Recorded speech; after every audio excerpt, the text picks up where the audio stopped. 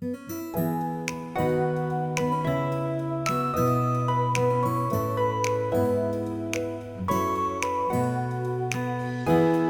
be with you. I'm Mark. I'm Brother Mac. Fernan, and this is Usapang Tinapay. Magandang Yes, gabi amen. mga tinapay. Yes. Oh. Uy, sumakit to. Yes. Thank you ulit. Thank you. Welcome back mga kapatid sa isa na namang episode ng Usapang Yes, Tinapay. praise God. At sa gabi nito mga kapatid, kasama natin si Brother Mac. Hello po. Kasi si Brother J, meron siyang sabbatical ngayon. Brother J, Praise kamusta God. ka dyan? Kamusta? Enjoy ka lang, Enjoy enjoy ka lang bro. Oo. Galing ng ginawa mo. Oo. Okay, so mga kapatid, ngayong gabi po, tayo po ay nasa ika-6 na linggo sa karaniwang panahon. Praise God.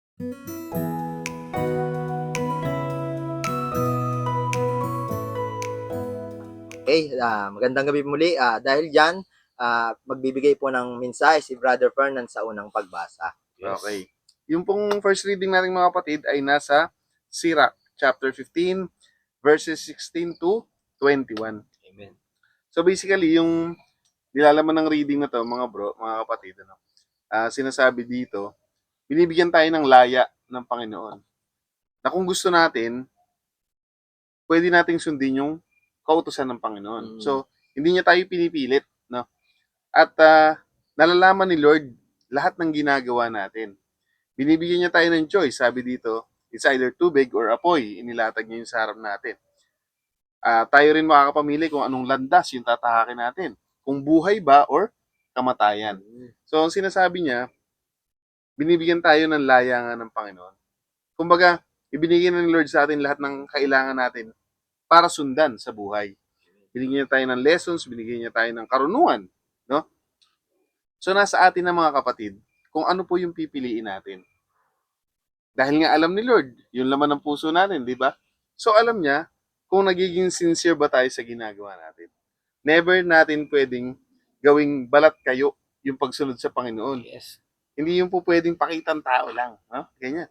Kapag pinili mo si Lord, kailangan, pinili mo talaga siya. No? Hindi mo lang siya ginagawa dahil gusto mo lang magpasikat sa mga nakakilala sa'yo. Gusto mo lang maiba ka, yung mga ganyan.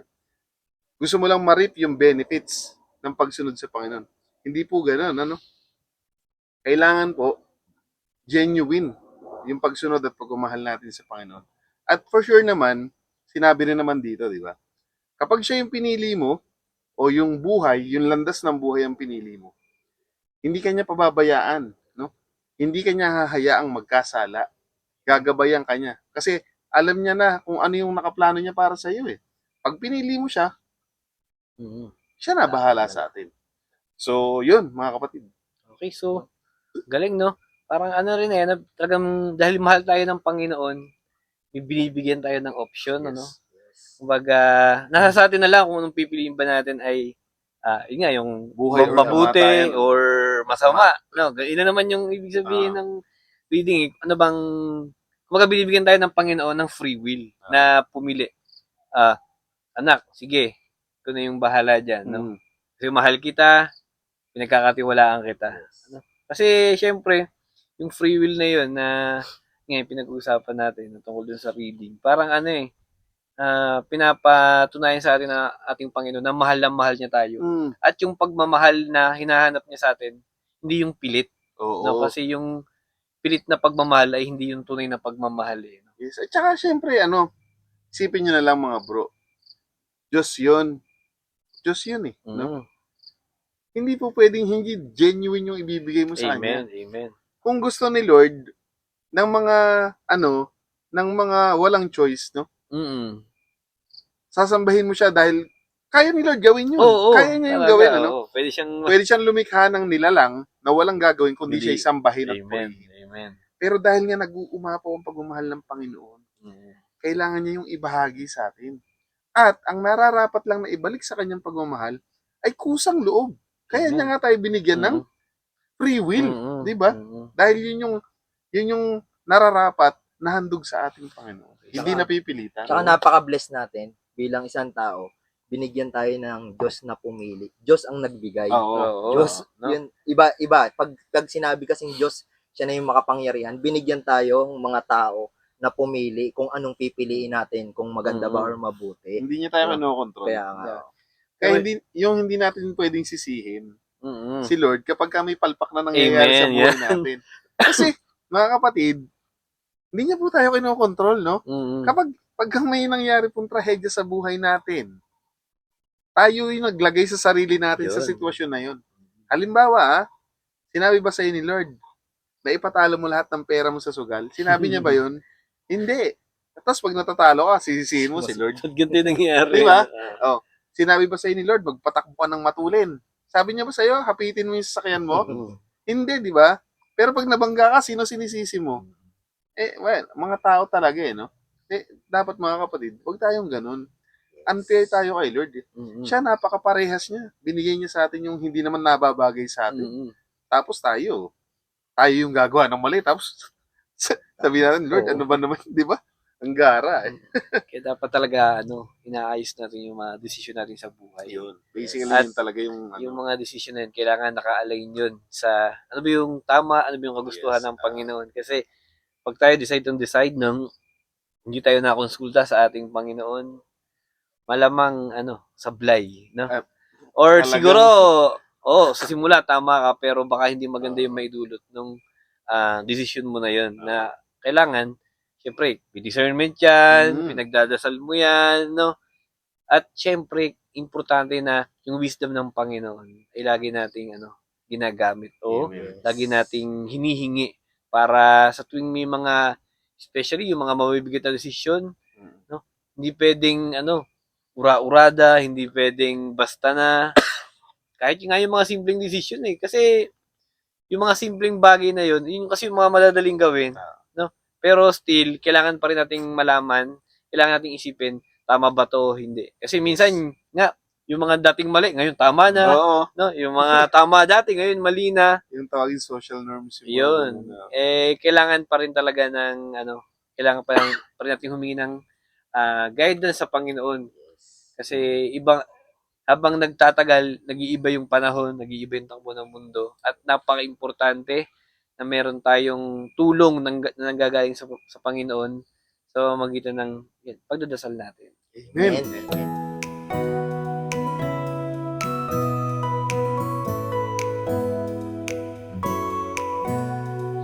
Okay, so yun ang ganda ng first reading, no? Amen. Talagang sobrang mahal na mahal tayo ng Panginoon. Talaga. Hinahayaan niya tayong mag-decide para sa atin, no? At syempre, kailangan yung decision na yun laging naayon sa Kanya. Yes. At ngayon naman, para naman sa pangalawang pagbasa, yan. Brother Mac, ano ba yung mensahe o yung reflection natin sa pagbasa? Yun, Dalawang pagbasa. dito kasi sa pagbasa na to sa 1 Corinto ng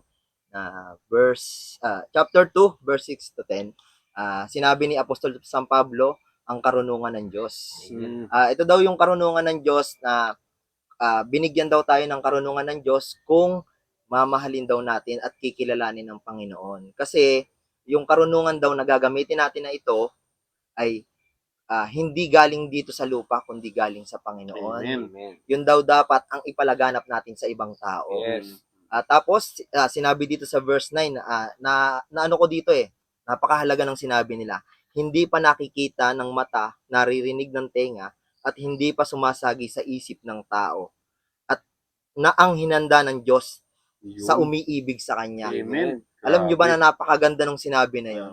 Kasi kung tayo daw ay umiibig sa Panginoon, siya lang ang nakakaalam ng plano natin sa buhay. At ang lahat daw ng biyaya na natatanggap natin dito ay galing lang sa Kanya at walang pinanggalingang iba. Amen. At dapat mahalin natin ang Panginoon at ang karunungan niya lang ang dapat nating ipalaganap dito dahil doon lang nanggaling ang karunungan natin dito sa mundo. Amen. Yun. So yung sinasabi dito nga na yung kayamanang hindi pa nai-imagine ng tao, no? Siyempre hindi lang dito sa lupa 'yon. Most especially sa langit. Yung naka-reading biyaya ni Lord na iniready niya sa kalangitan sa mga taong umiibig sa Kanya. Hindi mo pa nai-imagine. Nakita mo na lahat ng luho rito sa mundo, di ba? Gustong-gusto mo na 'yon. Di lalo na yung nandun. Na hindi kayang tumbasan nung nandito, di ba? Ibig sabihin, kumbaga yung pagpipilian mo, yung nandito, dito pa lang gusto mo na. Yung nandun, hindi kayang tumbasan nung nandito. So, well, isa yun sa mga choices di ba? Kumaga parang Pagpili. maano talaga siya eh. Akita mo, related na agad dun sa mga Mm. binabasa natin. Tsaka ano no? Dahil nga walang nakakaalam ng plano ng Panginoon, Mm. tayo bilang mga tao, kailangan mas tatagan natin yung pananampalataya natin Yes, sa Kanya. Yun. Kasi wala pang nakakita ng future kahit sino. Oo. Yes. No? Wala pa. Siguro may mga nag-ano dyan, yung mga tawag doon, mga manghuhula, yung mga Oo. gano'n, no? Sino Pero, Nostradamus. ay, yung mga gano'n. Pero, napakalayo nung sinasabi ng ating Panginoon pagdating sa mga sinasabi nila. Kasi nga, wala pang kahit sino ang nakaka-imagine, nakakaisip ng ano ba yung magandang plano ng Panginoon sa buhay Yes. natin. No? At mangyayari lang talaga yun kung tayo mananampalataya sa Kanya. Yes. Amen. Kasi, anong ibibigay niya sa'yo kung di ka naniniwala sa Kanya? Di ba? Ano yung ipe-prepare niya para sa'yo kung ikaw, iba yung iniisip mo? Lalo na pag talagang malayo yung loob mo sa Panginoon or sira yung relasyon mo sa Kanya. Napakahirap na mangarap, napakahirap na isipin na magiging maganda yung future mo kasi hindi ka secure, kasi hindi Panginoon ang inaasahan natin no? So, para maging secure tayo, pangatawanan natin, paniwalaan natin, panghawakan natin yung magandang pangako ng ating Panginoon na siya lang yun nakakaalam. At maganda yun, surprise kasi yun eh. Oo. Surprise yun at kahit tayo, hindi natin alam nga kasi yun. So magugulat tayo kung gaano ba kaganda, gaano ba kalupit yung pinaplano o yung ibibigay sa atin ng ating Panginoon. Ay nga pala mga bro, syempre para maging malinaw din. Sa tingin niyo ba, paano malalaman yung sinasabi dito na yung karunungan na galing sa Panginoon? Paano natin malalaman na galing sa Panginoon yung karunungan na nai-encounter natin? Sa tingin niyo, paano natin malalaman yun? Para sa akin siguro yung mga good news, yung mga mabuting balita, Mm. dapat nating ipalaganap din sa iba. Di ba? Okay, oo. Kung meron yung inaano ko talaga na yung sacrifice ni Jesus Christ, di ba? Yun dapat nating ipalaganap sa iba kung bakit siya nagsakripisyo para sa atin, Amen. para tubusin yung kasalanan natin, di ba?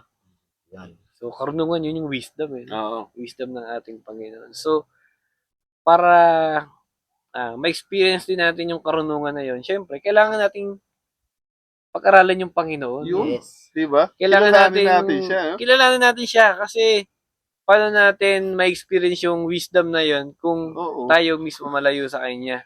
Pwede na matalino ka, sobrang galing mo, Pero wala akong wisdom. pero wala kang wisdom kasi yun nga galing sa makamundo yung makamundo yung karunungan na meron ka. Pero pag ang pinaghuhugutan mo ng karunungan ng ating Panginoon, sigurado lahat ng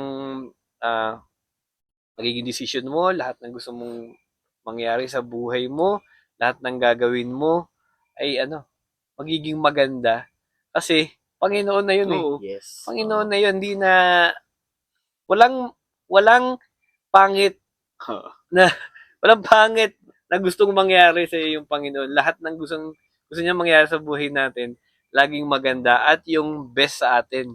Yes. Syempre may mga challenges, pero dun din tumatatag yung wisdom Yes. natin. Oo. Hindi naman malalaman mo nga lang na kay Lord galing yun. Kung kikilalanin mo nga si Lord, syempre, hindi mo malalaman kung saan galing yun kung hindi mo kikilalanin yung pinanggagalingan. Kasi di ko rin maintindihan, no? Kasi nung di naman natin pinag-aaralan yung Bible, kung ano-ano lang sinasabi natin, no? Yeah. Pero simula nga nitong, syempre, nag-uusapang tinapay tayo, pinag-aaralan natin. Parang, ganito pala yung Panginoon, no? Hindi niya tayo talaga papabayaan. Kahit yung mga sinasabi natin dito, no? Lahat ng mga na-experience natin, no? Minsan may mga challenge na, teka, parang dati, nangyari na to tinuruan na ako ng Panginoon kung paano to masasolve. Nagiging pasensyoso ka na, no? Yan. Nagiging humble ka na, no? Yung mga dating pinapatulan mo. Mainit ka agad ang ulo. Oo, no? Kumbaga, yung karunungan na yon, ang laking bagay nun. At malaki yung maitutulong nun para sa araw-araw nating pamumuhay. Amen. Amen.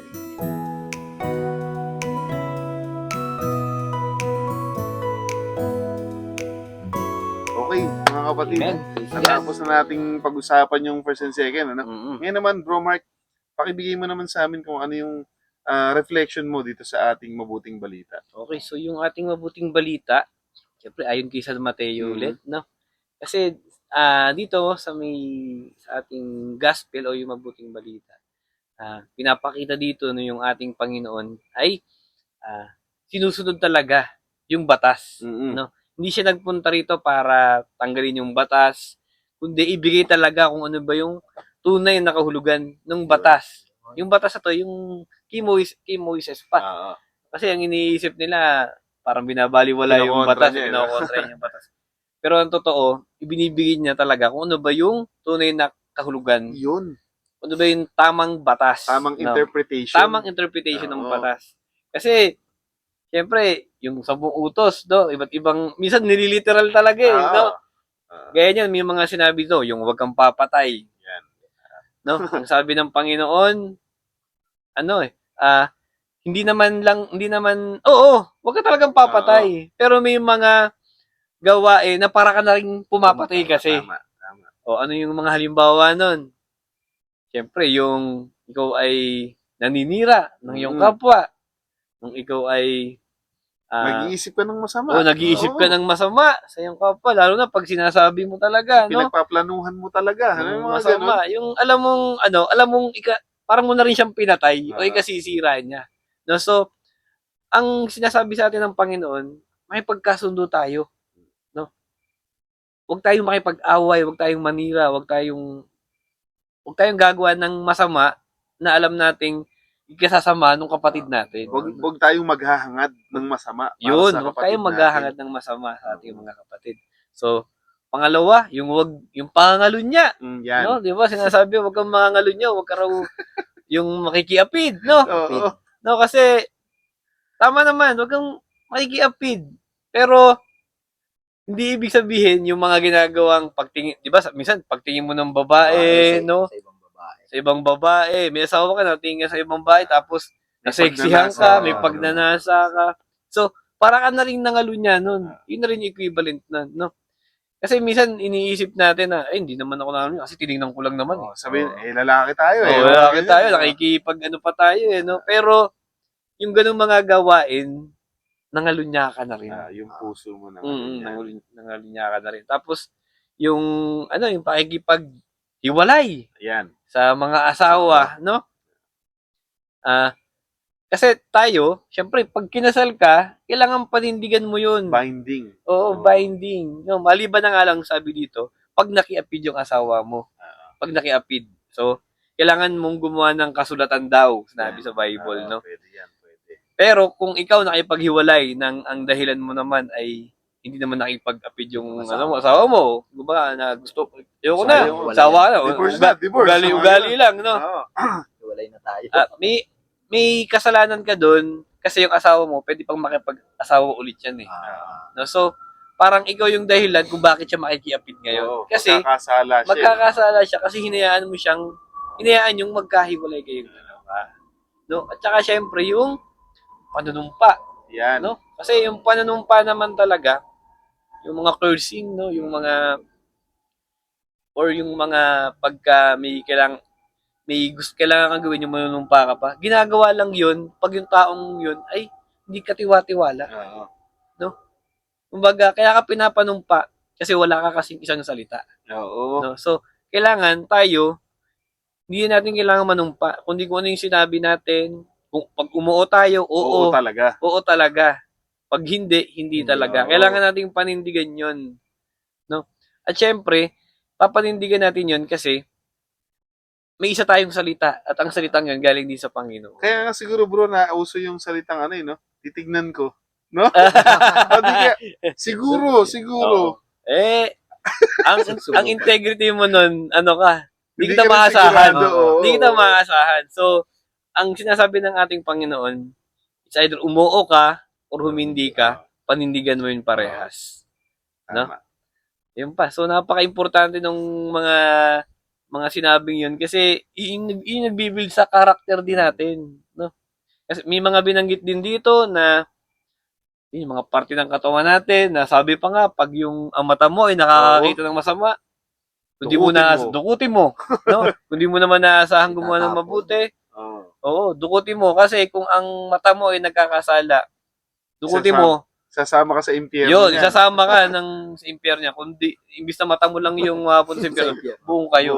Buong katawan mo. At yun din yung kamay mo at ano man yung parte ng iyong katawan. So, napaka-importante na tayo ay maging, mula doon sa mga utos na nakalista, no? Kailangan isa puso natin din yun. Hindi lang siya basta nakalista. Gagawin natin literally, no? Pero dapat,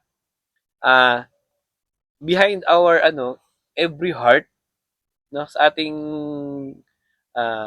puso, no, kailangan magawa natin ng maayos, ng tama at ng may pagmamahal. Amen. No, kasi kaya nga ba naman nung simba tayo ng simba, na pinapakita natin simba tayo ng simba, dasal tayo ng dasal, pero mamaya-maya kung ano-ano rin naman lumalabas sa bibig natin, kung ano-ano rin ginagawa natin.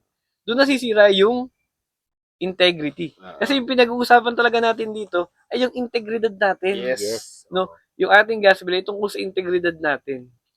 No? Dapat maging consistent po tayo. Yes, magsimba tayo, pero ipakita rin natin na tayo mabuting tao. Amen. Magdasal tayo, wag po tayong mataray. Oo. Wag tayong Masungit. wag masungit. No? Kasi ang mga anak ng Panginoon, mapagmahal. Gaya ng ating Panginoon. Be humble, di ba? Yun, be humble. Kasi yun ang tinuturo sa atin. At sayang yung mga itinuturo sa atin, sayang yung mga batas na yan, kung hindi naman natin tinutupad at hindi natin binibigyan ng puso. Tsaka sayang yan kung hindi natin nauunawaan. Yes. So, kagaya ng sinabi ni Bromer kanina, no? Napakalinaw nung unang part ng gospel, no? Yes. Yung sinabi na si Jesus Christ, sabi niya, nandito ako hindi upang kontrahin ang kautusan, di ba? Kundi ibigay yung tamang kahulugan. Oo. So kanina, kung nabasa natin, no, narinig natin yung sinabi kanina, yung mata, kung ito ang magdudulot sa iyo ng kasalanan, dukutin mo ito. Mas mabuti pa na ikaw ay mabuhay ng walang mata kaysa ikaw ay mapahamak na kumpleto ang katawan mo. So mga kapatid, doon pa lang, napaka-importante na kagad nun. Ano yung tamang pagkakaunawa doon sa Bible verse na yun? Lastful ka. Alisin mo. Labanan mo. Kaysa naman mapa sa impyerno ka. Amen. Yan nga, magsusugal ka. Yun ang nagiging dahilan, kaya ka nagkakasala. Hindi na siya libangan sa iyo eh. Adik ka na eh. No? Itigil mo. Magkautang-utang na. Maglalasing ka. Eh pag nalalasing ka naman, punot dulo ka ng kaguluhan. Ang ibig nga lang sabihin doon mga kapatid, dapat talaga kilalanin natin si Jesus para yung mga utos niya, mauunawaan natin. Amen. Paano natin makikilala si Lord? Anong unang gagawin? Magsimba. No? Magsimba. Makinig sa salita ng Diyos. Amen. Kung hindi natin maintindihan mga kapatid, sa pari tayo magtanong. Amen. No? Amen. Huwag nating hulaan yung laman ng Bible, no? Kasi mga kapatid, ang pagbabasa po ng Bible, hindi po yan basta-basta. Amen. Kailangan po nagdadasal tayo, humihingi tayo ng guidance sa Panginoon, at talagang kung hindi natin maunawaan, huwag natin pilitin na bigyan ng interpretation. Pumunta tayo sa pare, magtanong tayo. Amen. Father, ano ba ibig sabihin ito? Kasi baka nagkakamali na. Oo. Diyan po nag-uumpisa mga kapatid yung maling pangangaral. Kasi nagmamaro tayo. Amen. Feeling natin, ang galing-galing natin, alam na natin yung ibig sabihin. Hindi naman po ganun yun. Diba? Parang yung sinasabi sa second reading, na sa kanya lang nanggaling yung karunungan na yun, dapat nating diba? pag-aralan. Amen. Diba? Wala Kung minsan, naging hobby na natin yung may nalaman ka lang ng konti, feeling mo expert ka na, yung mga ganyan. Kaya malaking bagay yung yung malapit yung relasyon mo sa Panginoon. Yes. Totoo. Kasi kung ikaw hindi mo kinikilala yung Panginoon natin bilang Panginoon, baka kung saan, baka, iba't iba talaga yung magiging interpretasyon mo. Iba yung magiging pang-unawa mo sa mga bagay. Kasi nga, iba yung mag-isip ang Panginoon eh. Iba naman yung thinking niya kumpara sa thinking natin na napakababaw. Yan talaga bro yung naging reason kung bakit Mm. dumami yung religion. Mm. Kasi maraming lumabas na marunong. Mm. Ayaw nilang tanggapin yung interpretation ng simbahan. Feeling nila mas magaling sila eh. Mm. Hindi, aalis na lang ako rito. Magtatayo ako ng sarili kong religion. Dito ako masusunod. Oo, tama. Nasaan ang humility, mga kapatid? Nasaan? Mm. Nasaan yung katapatan mo kay Jesus? Amen. Praise God. So, yun. Napaka-importante talaga nung integridad. So, kung ano yung paniniwala mo, kung ano yung sinasabi mo, ano yung ginagawa mo, ano yung mga natututunan mo, be consistent at gawin lagi kung ano ba yung nararapat at gustong mangyari ng ating Panginoon. Amen. Amen.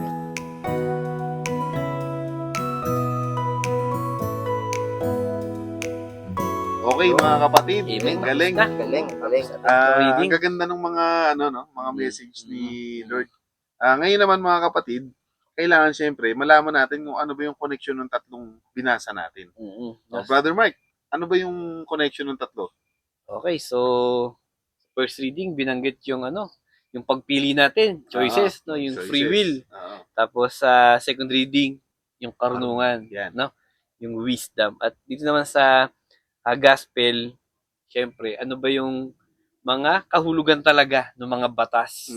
No? Ano ba yung mga kailangan nating gawin, no? Pag tayo nagkakasala, pag may mga nagagamit tayo sa sarili natin na pinagmumulan ng kasalanan. So, tinuturuan tayo ng Panginoon na mag-isip ng gaya ng pag-iisip niya. Yung wisdom na sinasabi sa second reading, yun yung kailangan natin gamitin sa first reading. Oo, sa pagpili. Sa pagpili, no? Kung ano ba yung tama at mali, no? Siyempre, ang pipili natin yung tama. Yung will ni Lord, no? Ano ba yung kagustuhan ng ating Panginoon? At doon naman sa gospel, siyempre sinasabi nga, ano ba yung tunay na kahulugan ng mga utos?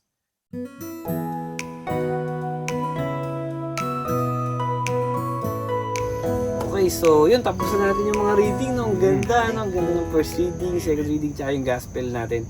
At syempre, ang pinaka-importante rin, no? Yung mga natutunan natin kanina sa mga pagbasa. Syempre, kailangan ma-apply natin. So, Brother Fernand, paano ba yung application natin ito?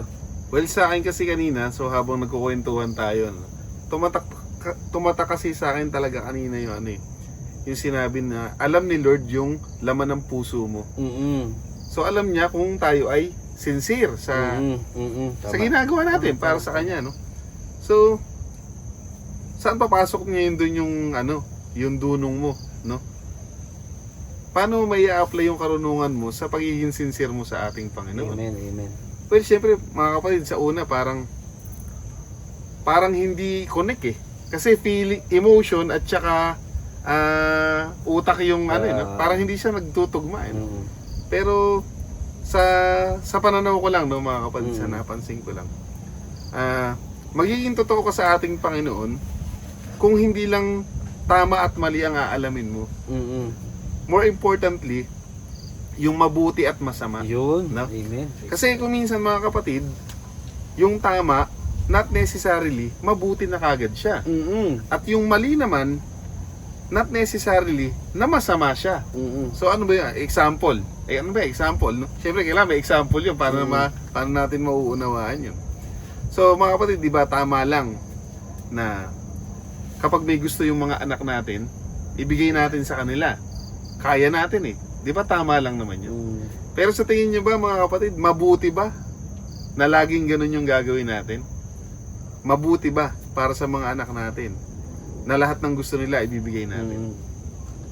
Diba? Amen. So, mali din, no? Napaluin natin yung mga anak natin. Kasi masasaktan sila eh. Mali yan eh.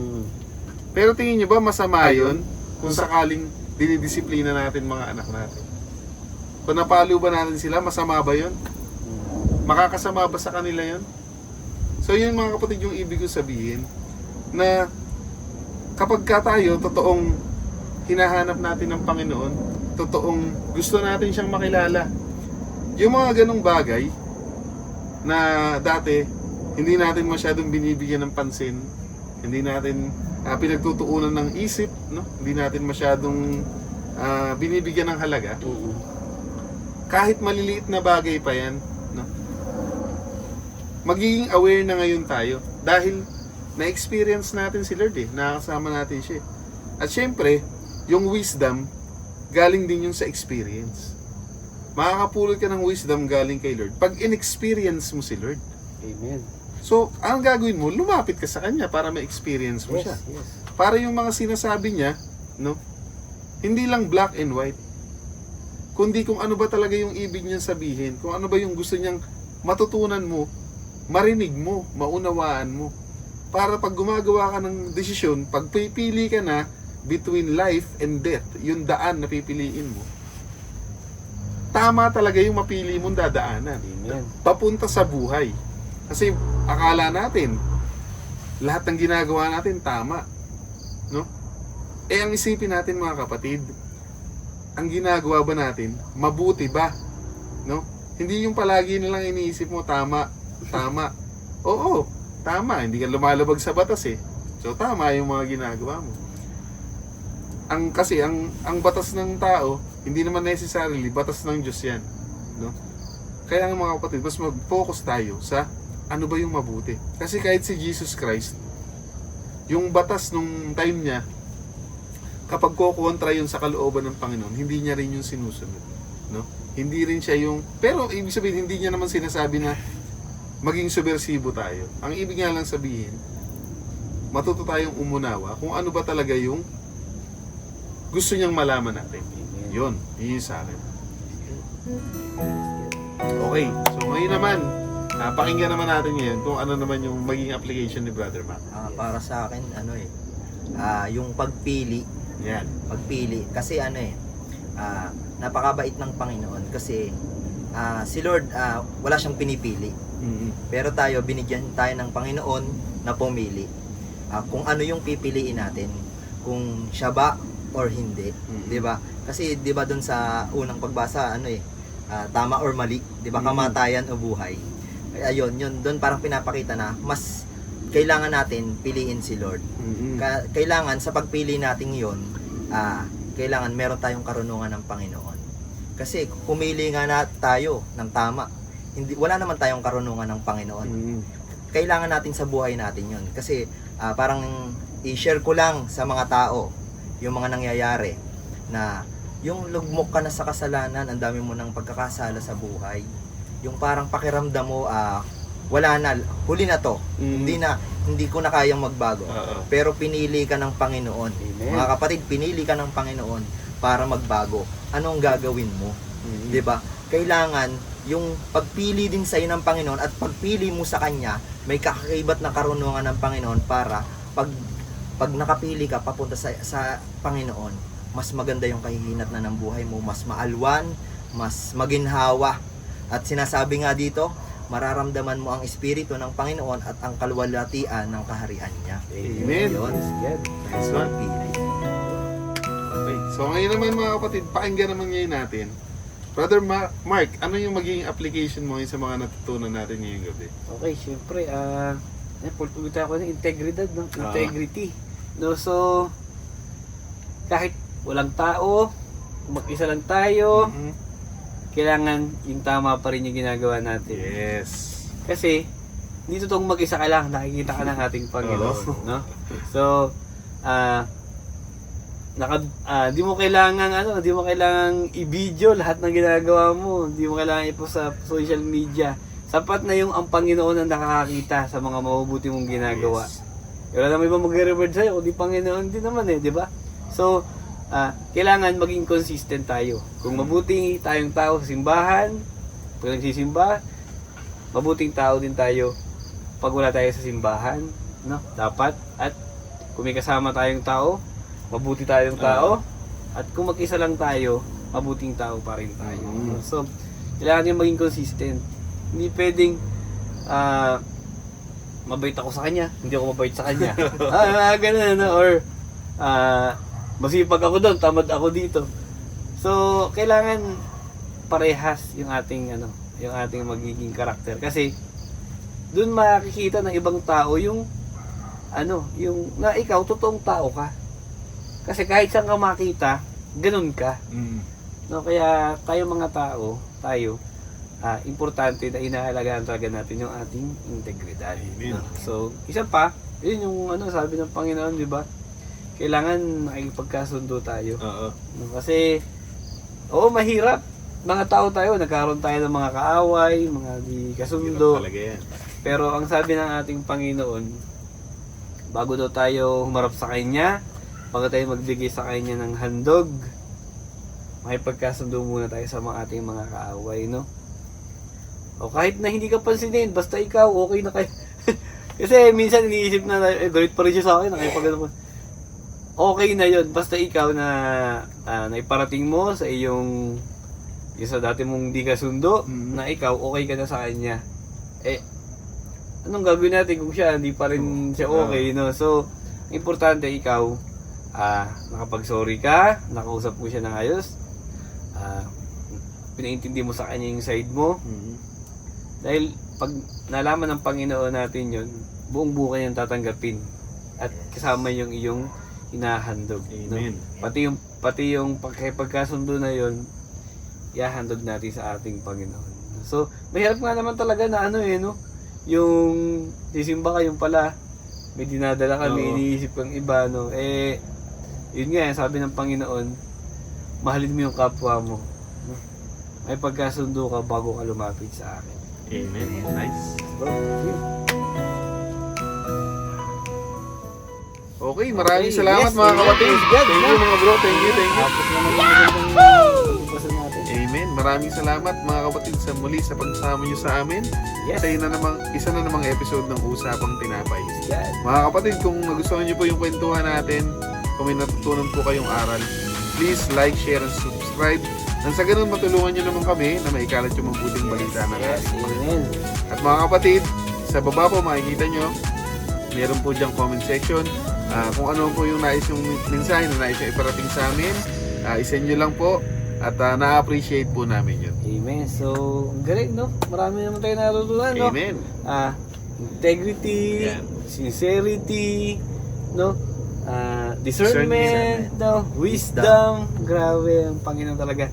Linggo-linggo, laging may pinaprepare na bago, maganda, masaya na pagtuturo sa atin. Amen. No? So, next week, syempre meron ulit ang Panginoon lagi may pinaprepare na bago sa atin. Amen. So, let's be excited po next week. Kita-kita po ulit tayo. At syempre, lagi po nating tatandaan na ang tao ay hindi lamang nabubuhay sa tinapay. Kundi sa bawat salita ng Diyos. Bye!